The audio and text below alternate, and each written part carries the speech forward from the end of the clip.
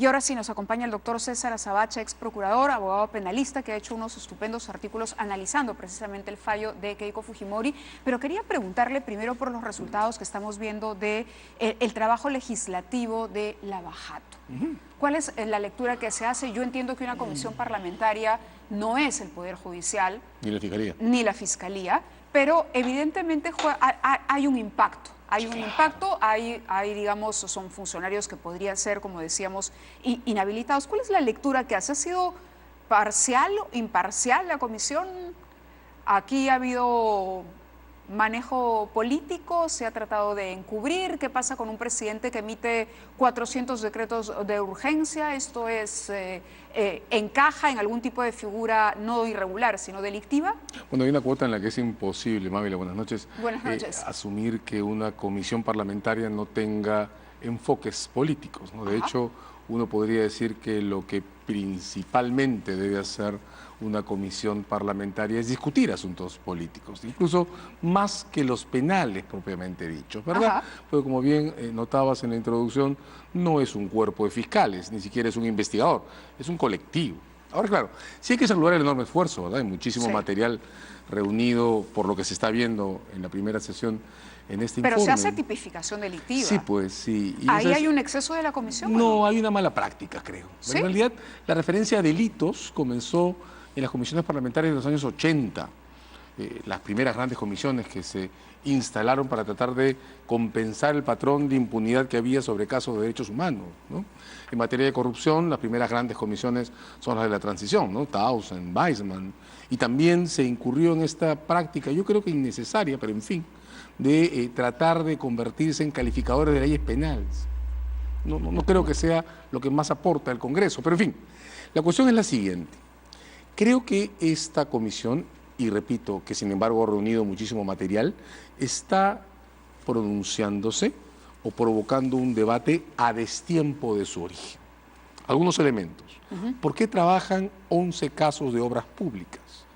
En el origen de la comisión hay una presentación que la Contraloría General de la República hizo en enero del 2017, donde sobre la base de una primera muestra de contratos públicos se sostenía como conclusión que Odebrecht había causado al Estado peruano perjuicios por 283 millones de dólares. Sí. El Contralor en ese tiempo reconoció que estaba armando esa cifra sobre una muestra y que no había terminado de revisar una cantidad masiva de contratos públicos. Entonces la Comisión del Congreso que recibe el informe se instala.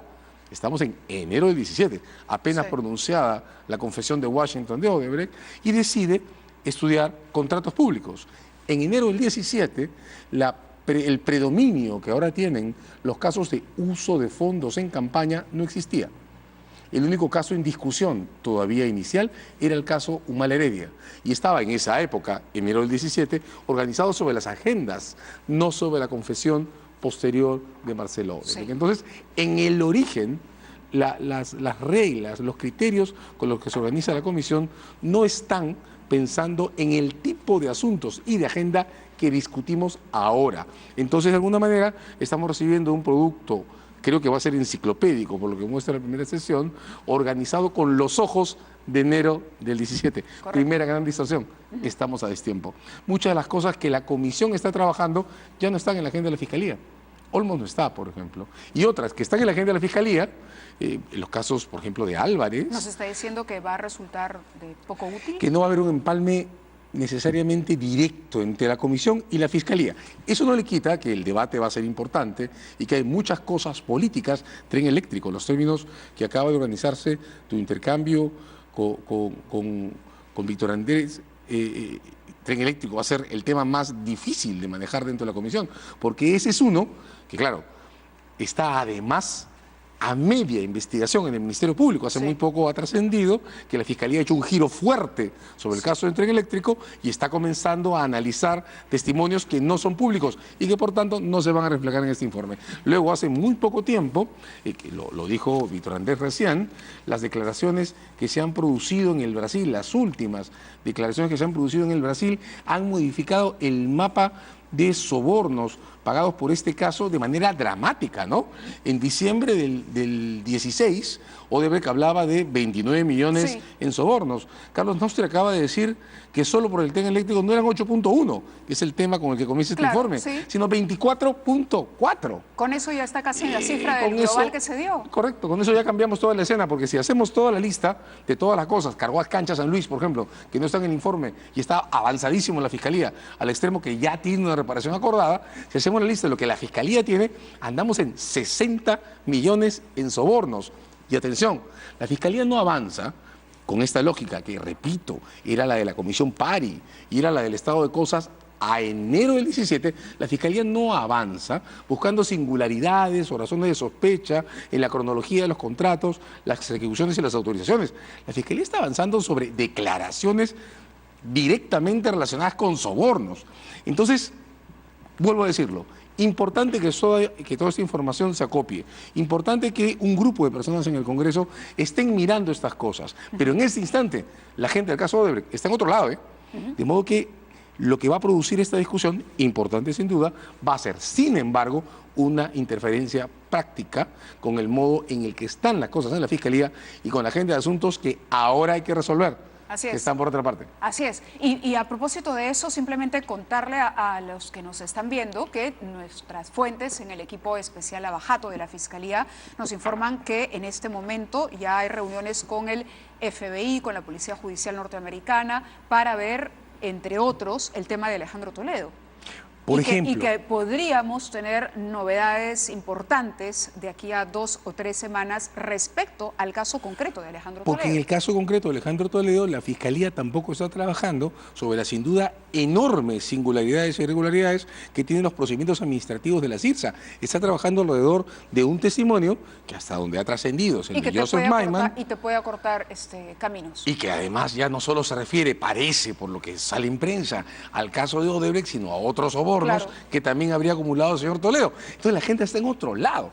Por lo que toca al Ejecutivo, el punto que ahora hay que resolver con mucho cuidado es cómo se va a retomar, o se refiere a cómo se va a retomar y cómo se va a relanzar el tramo final de negociación para reparaciones inmediatas que Odebrecht le debe al Estado peruano y que el Estado no ha podido cobrar, a pesar que Odebrecht está confesa desde diciembre del 16, ¿verdad? Claro, Odebrecht comenzó diciendo: sobornamos por 29 millones, ganamos 143 millones en términos ilegales. Ahora resulta que no son 29, son 60. Entonces, ¿cuál es el margen de ganancia ilícita de Odebrecht? ¿250 millones de dólares? ¿270 millones de dólares? Probablemente, si hacemos los números, nos va a salir cerca de 590 millones de dólares que tendrían que ser la plataforma para una negociación en serio. Ahí es donde hay que poner los ojos ahora. ¿Cómo se cierra finalmente? Van a ser con 2 años de retraso el círculo de definición de las reparaciones que Odebrecht debe pagar. ¿Cómo se cierra el ciclo de las transferencias suspendidas? Porque ya en diciembre del 16 se anunciaba la venta de Chagya, se anunciaba la venta de Chavimochic, la transferencia de los derechos de Odebrecht sobre el gasoducto del sur. 2 años después todo está parado, la negociación está parada. Hay que cerrar la cuestión de las reparaciones y hay que entrar de una vez al ciclo final de la Fiscalía, que tiene que organizarse para presentar las acusaciones que provendrán del desenganche del caso Toledo, atrapado también por el procedimiento de extradición, de lo que resulte de estas negociaciones con colaboradores que el fiscal Pérez Gómez, además, está conduciendo por el caso ¿Cómo del Metro evalúa el Lima, trabajo ¿verdad? de José Domingo Pérez? En el caso Keiko Fujimori, porque ha publicado unos artículos sumamente interesantes y se ha tomado el tiempo, lo comentábamos la semana pasada cuando lo quise invitar a comentar, me dijo, me voy a tomar un tiempo para bucear y para poder analizar esta decisión de la prisión preventiva. ¿Es sólida la decisión tomada por el juez Carguancho? ¿Son sólidos los argumentos de José Domingo Pérez? Aquí hay un riesgo real de obstrucción a la justicia, una organización que trabajó al interior de un partido político, una organización criminal liderada por Keiko, Pierre Figari, Ana Hertz y Vicente Silva Chica. Bueno, con el fiscal José Domingo Pérez, como es explicable, soy abogado de defensa, tengo diferencias enormes en una serie de aspectos. Correcto. Sobre todo en lo que querría llamar los bordes del sistema, ¿no? Yo creo que el sistema tiene que concentrarse y no expandirse, y hay casos, probablemente no este, de hecho creo que no es este, en lo que se expande el sistema más allá de la cuenta. Pero creo que esta prisión preventiva tiene que ser revisada con muchísimo cuidado. con muchísimo cuidado, porque si sacamos los temas innecesarios, hay muchos temas que desvían la atención en estas audiencias. En el centro, lo que el fiscal Pérez Gómez ha terminado diciendo, no lo dijo al principio, y lo que el juez Concepción Carhuancho ha recogido es una denuncia muy seria sobre la posibilidad de que quienes han estado controlando la mayoría en el Congreso hayan constituido un esquema de interferencias en proceso. Eso es lo que dice el juez Concepción Carhuancho. Él lo que dice es que en realidad lo que necesita es neutralizar las interferencias que se generan desde ese Parlamento. Y eso le da a esta prisión preventiva una connotación de otra dimensión, que hay que notar. Hay que notar que lo que ha terminado pasando, y eso es lo que se desprende de esta resolución, es que nuestro sistema político está perdiendo o ha perdido ya toda capacidad de autocontenerse. Lo que el juez Concepción Carhuancho está denunciando en la línea de este texto es que en vez de utilizarse las posiciones del Parlamento o muchas posiciones en el Parlamento para lograr resultados de utilidad pública, se les está utilizando para lograr correlaciones que tengan resultados específicos sobre investigaciones. En el texto de esa resolución hay una denuncia al modo que, por ejemplo, las discusiones alrededor de la Fiscalía de la Nación están terminando por convertirse en un factor que puede imposibilitar las investigaciones. Correcto. Ahora, Sí. el tema es que el fiscal está preparando una acusación sobre lavado de activos. Sí. Pero aquí hemos encontrado otro brazo de ilegalidad. Es que esa es una interferencia que hay que notar. Estas audiencias no son sobre lavado de activos, son sobre necesidad de prisión preventiva.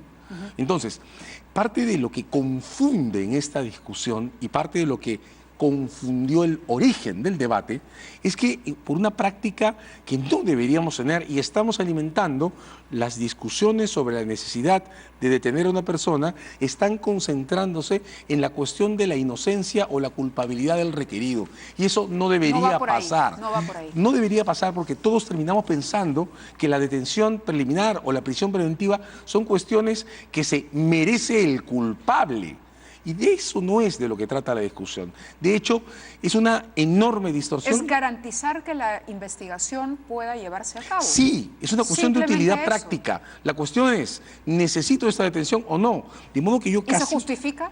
Yo creo que esto que acaba de hacer el juez Concepción Sí. se justifica, salvo que en el debate de apelaciones la defensa nos demuestre que la organización o parte de la organización de la mayoría en el Congreso no va a crear una interferencia seria sobre las investigaciones, que la Fiscalía de la Nación no está enlazada a esa mayoría, tratando de asegurar su permanencia, que no hay interferencia sobre el caso. Pero lo digo personalmente, a mi criterio, a mí, el juez Concepción Carhuancho me ha convencido. Yo siento que hay una amenaza real sobre el desarrollo de este caso. También siento que es eso lo que se debió discutir en el principio, porque esta combinación entre las discusiones sobre inocencia y culpabilidad o sobre necesidad o falta de necesidad de la detención distorsiona el sistema y nos saca el eje de discusión. Por ejemplo, tendría mucho más sentido que estemos discutiendo ahora, en este instante, si en realidad la detención era necesaria o si bastaba con un arresto domiciliario, con una incomunicación fuertemente planteada contra la jefa ¿Pero de esta iba a ser mayoría posible? para evitar que estas maniobras se desarrollen. Sí es posible, pero no está discutido porque también la defensa ha entrado en este juego de discutir si es inocente o culpable. El factor Chávarri, ¿cuánto pesa aquí? Yo creo que ha pesado mucho, ¿no? De hecho, a mí me ha parecido sorprendente, pero me ha dejado muy preocupado, que el fiscal sienta que lo que tenía que decir al salir de la audiencia es que el señor Chávarri debe renunciar. Creo que esa carga, claro, se ha discutido si esto es pertinente o no es pertinente, pero hay que entender lo que significa en el contexto.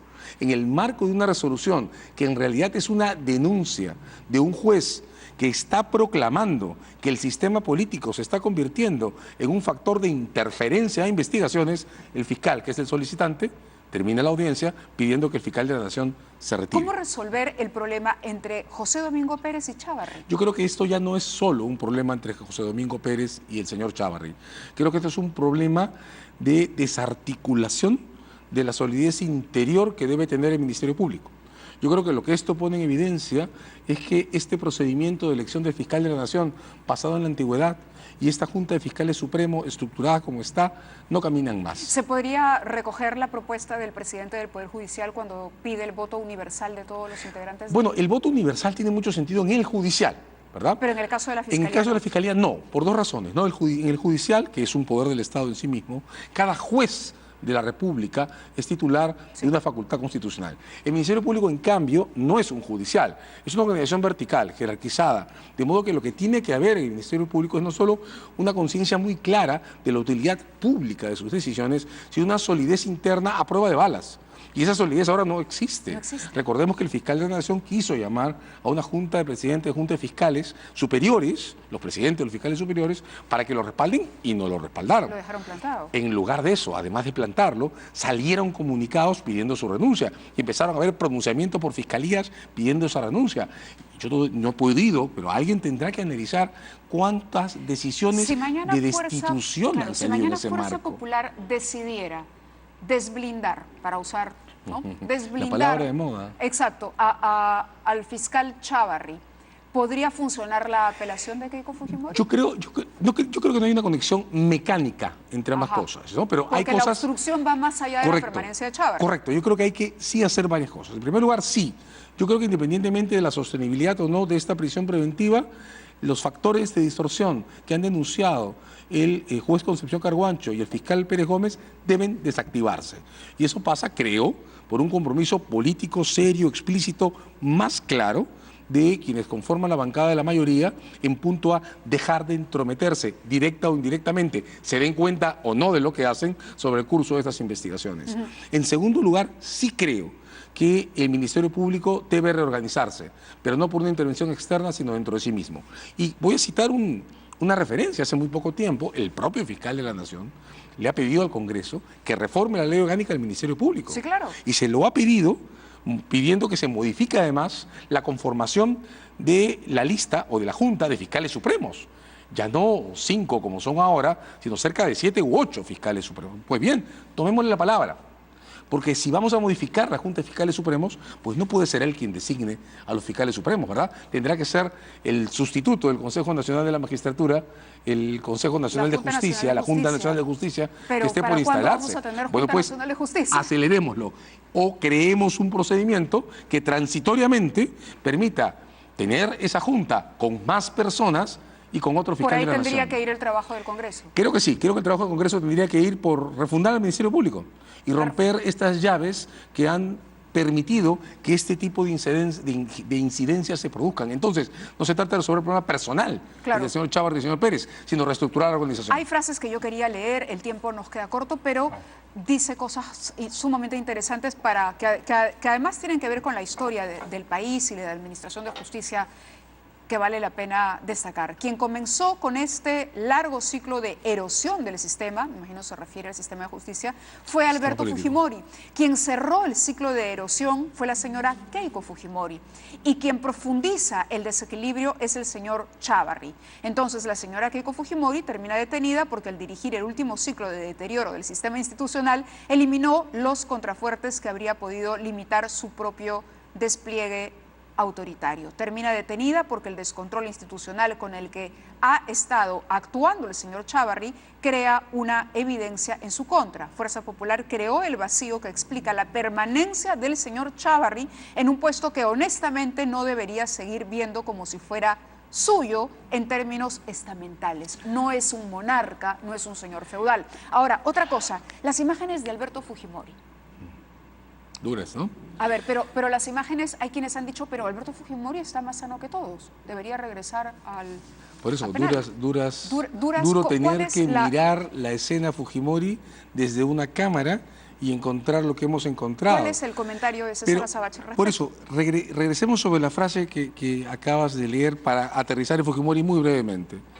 En un sistema institucionalmente sólido, el propio Parlamento, que sería bicameral, por ejemplo, tendría que estabilizar estos exabruptos que producen el vacío, que explica la decisión de Carguancho y al mismo tiempo explica el modo en que puede permanecer el señor Chávarri en el cargo a pesar de todo el problema institucional que tiene. En un esquema de ese tipo puede ocurrir algo como que el caso del señor Fujimori esté paralizado. Que es lo que ¿Debería volver a prisión? Yo creo que ese caso debería ser tomado con fuerza por el sector público en punto a establecer cuál es su punto de salida, porque la permanencia en la clínica que tiene ahora, lo que revela, son condiciones absolutamente inestables. Estos videos que además hay que explicar, habrá que explicar desde el INPE cómo se han producido. Amado Enco, el procurador, ha dicho que tiene que regresar a prisión. Bien, yo creo que esa es la primera opción en la línea, pero primero tenemos que discutir seriamente qué es esto, ¿verdad? Primero tenemos que discutir si vamos a seguir pasando por encima de las víctimas cada vez que enfrentamos la cuestión del destino final de la condena de Alberto Fujimori. Tenemos que discutir qué cosa va a ocurrir con la resolución judicial que ha anulado un indulto y tenemos que resolver cómo vamos a encarar la audiencia que la Corte Interamericana tendrá que convocar para revisar toda esta situación. Y por supuesto, en ese camino la prisión es una de las opciones. El abordaje final de un procedimiento de perdón y de estabilización de estas consecuencias también está sobre la mesa. Pero este último no lo está tomando en serio nadie, ¿verdad? Correcto. Muchísimas gracias, doctora Sabache. Y lo comprometo para hablar del tema de lavado de activos, que es un tema sumamente interesante de explorar, porque claro, aquí se habla de que si el origen ilícito se conocía, no se conocía, en fin, hay mucho, pero creo que el caso Odebrecht, el caso Lavallato, nos obliga a mirar desde otras aristas el mismo delito, la misma tipificación legal. Gracias de nuevo por estar con nosotros. Vamos a una pausa y regresamos.